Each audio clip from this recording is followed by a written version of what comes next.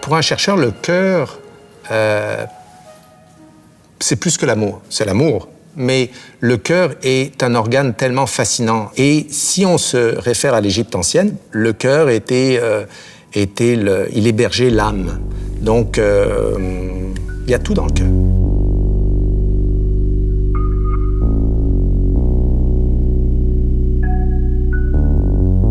Mes recherches portent sur une catégorie des maladies cardiovasculaires qu'on appelle les maladies valvulaires cardiaques. Les maladies coronariennes vont toucher le muscle du cœur et les maladies valvulaires touchent les valves. Il y a 4 valves dans le cœur qui sont un peu des portes d'entrée et de sortie, mais le fonctionnement de ces valves est absolument essentiel pour que la pompe cardiaque fonctionne bien. C'est ce qui fait que le sang circule dans le bon sens et qu'on a une bonne efficacité de la pompe cardiaque.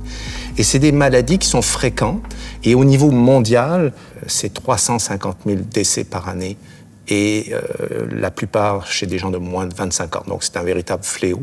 Donc là aussi, avec mon équipe, on essaye d'avancer la recherche sur ce sous-groupe des maladies valvulaires cardiaques. Dans ma première vie, j'étais vétérinaire. Les animaux de compagnie ont souvent des maladies de valves qui touchent les valves cardiaques, surtout les petites races de chiens. Et par contre, ils ont très très peu de maladies coronariennes. Donc tout naturellement, quand j'ai commencé à faire de la recherche, je me suis intéressé aux maladies de valves plutôt qu'aux maladies coronaires. Et lorsque j'ai basculé, un peu par accident, je dirais, en recherche en médecine humaine, bien c'est devenu mathématiques de recherche.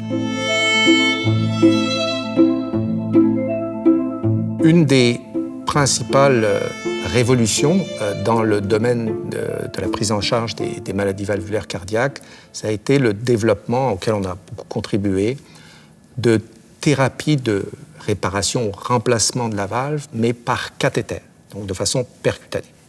Parce qu'auparavant, et encore maintenant, lorsque le patient a une maladie de valve sévère, un rétrécissement par exemple de la valve aortique, dans ce cas-là, il va falloir faire une chirurgie à cœur ouvert.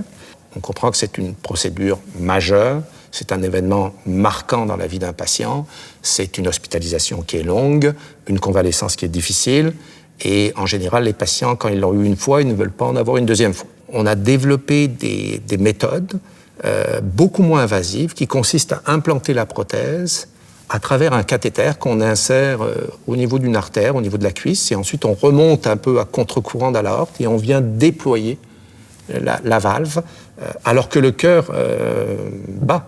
Donc on n'arrête pas le cœur, il y a une très petite incision, donc ça se fait en l'espace d'1 heure, c'est fait. Et 1 à 2 journées d'hospitalisation, une convalescence très rapide, et ça a permis donc de pouvoir aider tous ces patients qui avant étaient récusés à la chirurgie. Ce dont je suis le plus fier dans ma carrière professionnelle, je crois qu'avant tout, c'est d'avoir monté une équipe de recherche, un laboratoire de recherche qui est extraordinaire. On a fait plusieurs découvertes, mais il y en a toujours une qui nous est un petit peu plus chère. Et peut-être la découverte dont je suis le plus fier, on a découvert en 2007 une nouvelle entité d'une des maladies valvulaires cardiaques les plus fréquentes, qui est la sténose aortique. Évidemment, on sous-diagnostiquait et on ne traitait pas alors qu'il aurait fallu traiter. Cette découverte a été incorporée dans les guides de pratique internationaux pour la prise en charge des maladies valvulaires. Et donc, c'est une entité qui a toujours existé, mais qu'on a mis en évidence. Et clairement, c'est une découverte qui a permis de sauver des milliers de vies à travers le monde et dont je suis très fier parce que, avant tout, on travaille pour les patients. On a pensé, au début de ma carrière, c'est des maladies dégénératives. Bon, pas grand-chose à faire. Mais en fait, on s'est aperçu que c'est des maladies chroniques sociétales qui sont en grande partie liées aux habitudes de vie. Donc, tout ce qu'on recommande pour prévenir les maladies cardiaques en général, ça s'applique très bien aux maladies valvulaires. Bouger plus, manger mieux, dormir bien, ne pas trop stresser.